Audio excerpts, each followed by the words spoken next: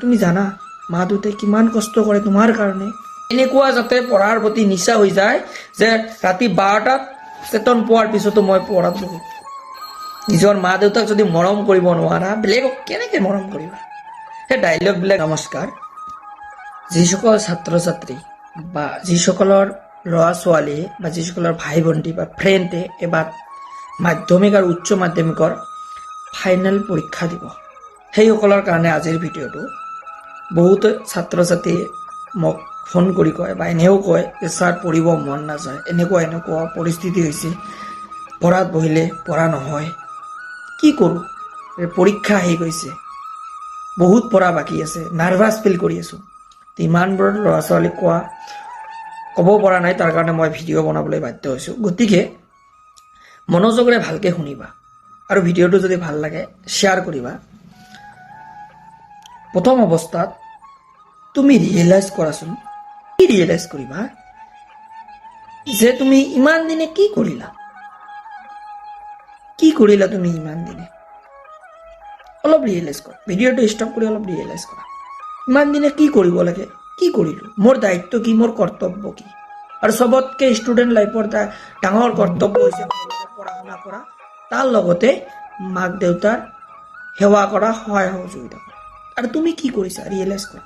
এনেকুৱা নহয় তুমি সৰু আছা, ভাল বেয়া বুজি নোপোৱা, উচিত অনুচিত বুজি নোপোৱা, বুজি পোৱা? তেতিয়াহ'লে তুমি কি কৰিলা? আৰু কৈ আছোঁ, এই ভিডিঅ'টো চোৱাৰ পিছত নাৰ্ভাছ ফিল নকৰিবা। ইমান দিনে যি কৰিছা বাদ দি দিয়া। আৰু চবতকৈ ডাঙৰ বস্তু হৈছে কি জানা? নিজৰ অতীতটো পাহৰি যোৱা। কি কৰিছা পাহৰি যোৱা, একদম পাহৰি যোৱা। তাৰ লগতে এতিয়া ফ'কাছ থাকিব কেৱল পঢ়া শুনা। কোনোবাই তোমাক গালি পাৰি আছে, কি কৰি আছে, কি কৰা নাই, তুমি কি পিন্ধি আছা, কি খাই আছা, মেটাৰ নকৰে। ক'ত শুই আছা মেটাৰ নকৰিব। কিন্তু যদি ভাল ৰিজাল্ট কৰিব বিচাৰা, যদি বিচৰা যে মই এটা ভাল ৰিজাল্ট কৰিম, মোৰ মা দেউতাই মোৰ কাৰণে ইমান কষ্ট কৰি আছে, সেই কষ্টৰ ফলখিনি দিম, মূল্যখিনি দিম। তুমি জানা মা দেউতাই কিমান কষ্ট কৰে তোমাৰ কাৰণে? তুমি ৰিয়েলাইজ কৰা নে? তুমিতো এজন ভাল ল'ৰা, ভাল ছোৱালী, তেতিয়াহ'লে কিয় ৰিয়েলাইজ নকৰা? নিজকে ভাল বুলি কোৱা, মই নিজৰ মা দেউতাৰ মই ভাল কন্যা, ভাল ল'ৰা বুলি ভাবা। তেতিয়াহ'লে কিয় ৰিয়েলাইজ নকৰা? তুমি যিটো কৰি আছা, তুমি নিজে ৰিয়েলাইজ কৰিলে গম পাবা তুমি কি কৰি আছা, মা দেউতাক কিমান বিশ্বাসঘাতক কৰি আছা। তোমাৰ কি হিচাপে পঢ়িব লাগিছিল, কি কৰিব আছিল, কি কৰণীয় আছিল, আৰু তুমি কি কৰিছা? নিজে ৰিয়েলাইজ কৰা। যি হৈ গৈছে, এতিয়া বাদ দিয়া। এতিয়াৰ পৰা ভাল হোৱাচোন। ভুল হয়, চবৰে ভুল হয়, বাদ দিয়াচোন। আগৰ এতিয়া ভাল হোৱা। মা দেউতাই তোমালোকৰ কাৰণে নিজে নাখায়, তোমালোকৰ কাৰণে কৰে। নিজে নিপিন্ধি তোমালোকক পিন্ধায়। তোমালোকৰ কাৰণে মায়ে 18 ঘণ্টা, 16 ঘণ্টা, 20 ঘণ্টা কাম কৰে। যি কৰা সেইটো শুনে, বাধ্যত পৰি শুনিব লগা হয়। কষ্ট হ'লেও সেই কষ্টখিনি সহ্য কৰে। দেউতাই ইমান কষ্ট কৰি কাম কৰি তোমালোকৰ কাৰণে, যে তোমালোকে সুখত থাকা, এইখিনি বিচাৰি ইমান কষ্ট কৰি কাম কৰে। আৰু তোমালোকে কি কৰি আছা? তোমালোকৰ হৃদয়বিলাক ইমান কঠোৰ। তোমালোকে নিজে ৰিয়েলাইজ কৰা। সেইখিনি প্ৰেম কেতিয়াবা মা দেউতাক দিব পাৰিছা যেনেকুৱা বেলেগক দিয়া? ফ্ৰেণ্ডক কৰিব পাৰিছা? পৰা নাই। অলপ মা দেউতাৰ কাৰণে অলপ ভাবাচোন, ভাবা অলপ। মা দেউতাক কেৱল তোমালোকৰ পৰা এইটোৱে বিচাৰে, ভাল ৰিজাল্ট কৰা, এটা ভাল ল'ৰা বা এটা ছোৱালী হিচাপে নিজকে গঢ়ি তোলা। সমাজত যাতে ক'ব পাৰে, গৰ্ব অনুভৱ কৰি ক'ব পাৰে যে এইটো মোৰ ল'ৰা, মোৰ এইটো ছোৱালী। সেইখিনি মৰ্যাদা দিয়াচোন। তুমি পাৰিবা, কিয় নোৱাৰিবা? অলপ কষ্ট, এনেকুৱাতো নহয় নোৱাৰিবা। ট্ৰাই কৰা, পাৰিবা তুমি। আজিৰ পৰা পাৰিবা। যি হৈ গৈছে, ভুল চবৰে হয়। এতিয়াৰ পৰা নিজকে চেঞ্জ কৰা, নিজকে সলনি কৰা। আৰু এটা কথা মনত ৰাখিবা, তুমি বেয়া দিশত যোৱা নাই, কিন্তু ভাল দিশত যাবা আজিৰ পৰা। যদি তুমি মা দেউতাক ভাল পোৱা, মৰম কৰা, প্ৰেম কৰা, যদি তোমাৰ মাজত মনুষ্যত্ব জ্ঞান আছে, এটা সুন্দৰ মন আছে, ডাঙৰ মন আছে, তেতিয়াহ'লে তুমি আজিৰ পৰা চেঞ্জ হ'বা। কিয় চেঞ্জ নহ'বা? তোমালোকৰ কাৰণে যদি মা দেউতাই ইমান কষ্ট কৰিব পাৰে, তুমি কিয় নকৰিবা? ইমান কষ্ট কৰিব কোৱা নাইতো মা দেউতাই। মাতো কি কৈছে জানা, তোমাৰ সুখৰ কাৰণে, তোমাৰ ভালৰ কাৰণে আৰু মা দেউতাৰ মুখত এটি হাঁহিৰ কাৰণে তুমি ভাল এটা ৰিজাল্ট কৰিব লাগে। আৰু চবতকে মটিভেশ্যন, অন্তৰৰ পৰা মটিভেশ্যন হৈছে এইটো।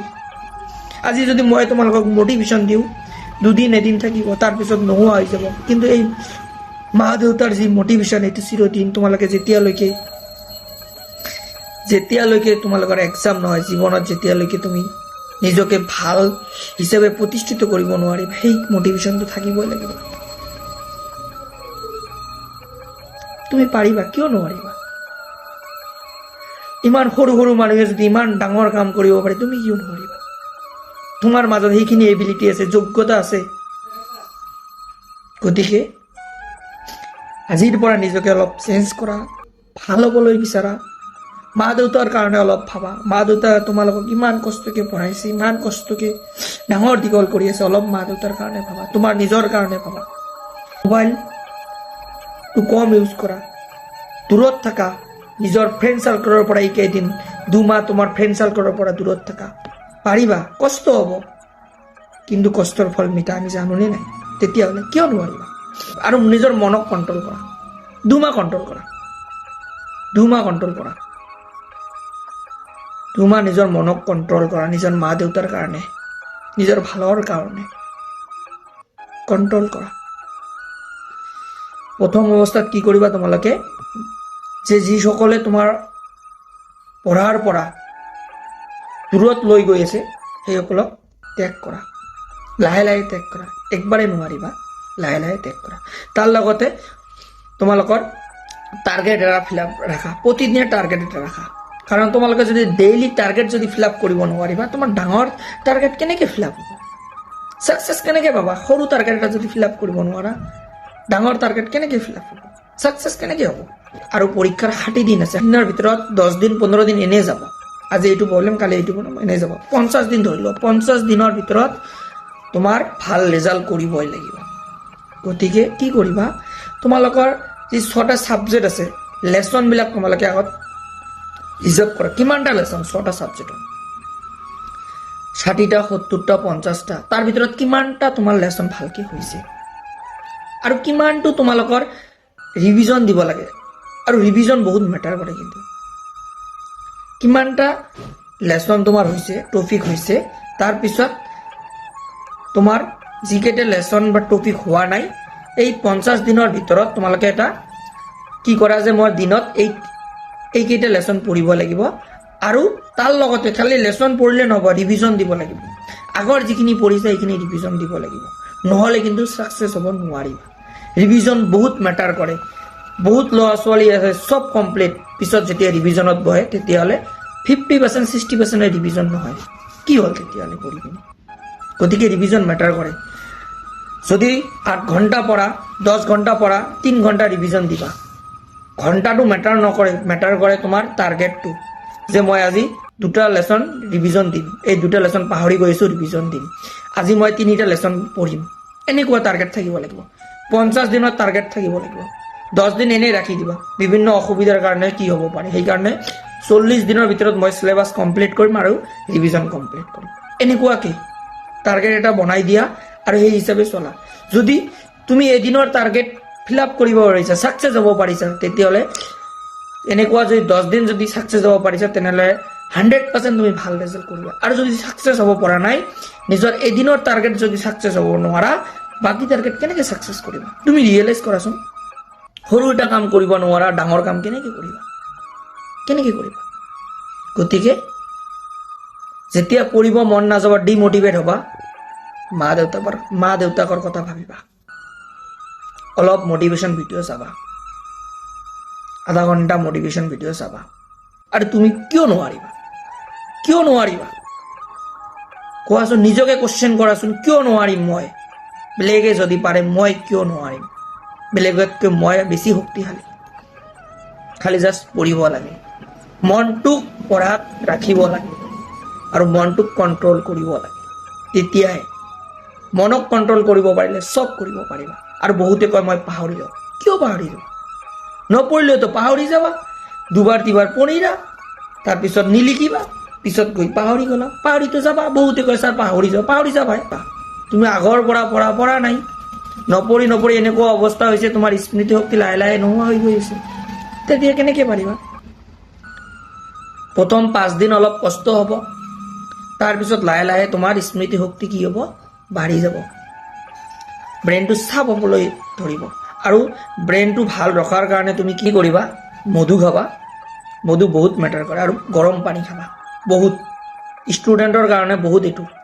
পুৱা উঠি পিনে, পুৱা আৰু যিমান পাৰা 5টাত উঠিবা, সূৰ্য উঠাৰ আগতে উঠিব ট্ৰাই কৰিবা, বহুত ভাল। কাৰণ আমি বৰ্তমান সময়ত নিজৰ মনটোক কণ্ট্ৰল কৰিব নোৱাৰোঁ। ধৈৰ্যটো কম হোৱাৰ কাৰণটো হৈছে আমি পুৱা 7টা 8টাত উঠোঁ, সেইকাৰণে কৈছোঁ নিজৰ মনটোক কণ্ট্ৰল কৰাটো এটা বহুত ডাঙৰ বস্তু। তাৰ কাৰণে পুৱা সোনকালে উঠিবা, উঠাৰ পিছত গৰম পানী খাবা, তাৰ লগতে মধু খাবা, 1 চামুচ 2 চামুচ বজাৰৰ পৰা লৈ আহিবা, মধু খাবা। আৰু সন্ধিয়া যেতিয়া টোপনি মাৰিবা, টোপনি মাৰাৰ আগত যিসকল ল'ৰা ছোৱালী এই কামটো কৰিব পাৰিবা, সেই ল'ৰা ছোৱালীসকলৰ বহুত এটা বেনিফিট থাকিব। পাহৰি যোৱা যে কোৱা, এইটো পঢ়াৰ আগত তোমালোকে কি পঢ়িলা গোটেই দিন ৰিভিজন মাৰিবা। যদি ৰিভিজন মাৰি টোপনি গৈছা, এইটো আৰু নাপাহৰা, কৈছোঁ। এইখিনি কষ্ট কৰিব লাগিব, কিয় নকৰিবা? এইখিনি কষ্ট কৰিবলৈ গ'লে হ'লে মনটোক কণ্ট্ৰল কৰিব লাগিব। মনে ক'ব বাদ দে, হ'বচোন, হ'ব, বাদ দিয়া, এনেকুৱা নহয়। কষ্টৰ ফল কি হয়? মিঠা হয়। আৰু মিঠা ফলটো খাবলৈ হ'লে কষ্ট কৰিবই লাগিব।